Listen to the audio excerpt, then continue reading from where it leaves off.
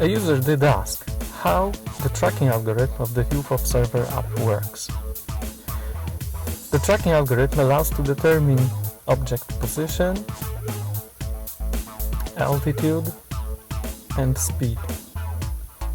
In the most simple case of a stationary object, at least 2 independent snapshots are needed. Each photo determines the camera view axis, being a straight 3-dimensional line. Crossing of the 2 lines gives the object position and altitude above the ground level.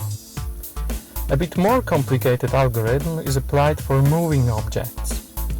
Here we have an example of a moving object documented by 3 independent spectators.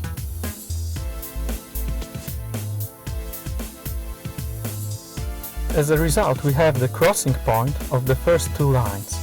Let's assume that the first 2 snapshots have been taken within the time interval of 3 seconds.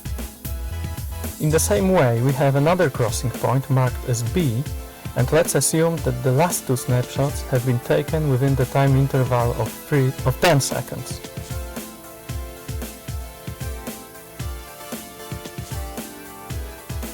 Then, on the intermediate line, we have 2 points, and an average of them is calculated, taking into account the time intervals.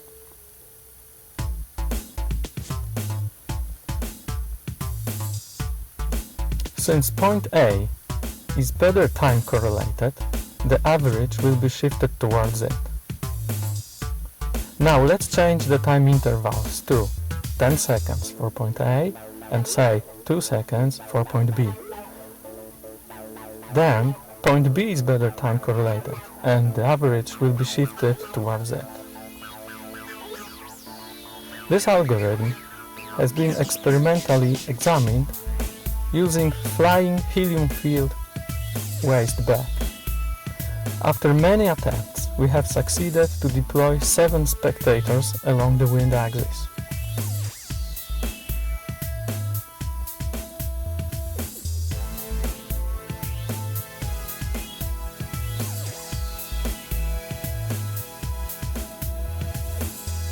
As you can see, a linear track has been satisfactorily reconstructed.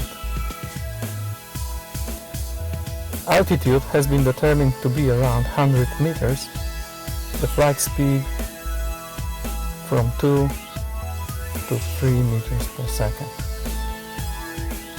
In most cases, the lines do not cross. Let's see a moving object documented by 2 spectators, for example.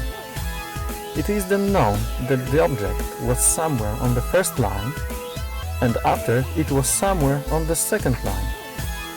So algorithm finds 2 points where the lines becomes closest to each other. These points gives the most likely linear section of the track. That's why the track on a Google map does not overlap with the crossing point seen from the top.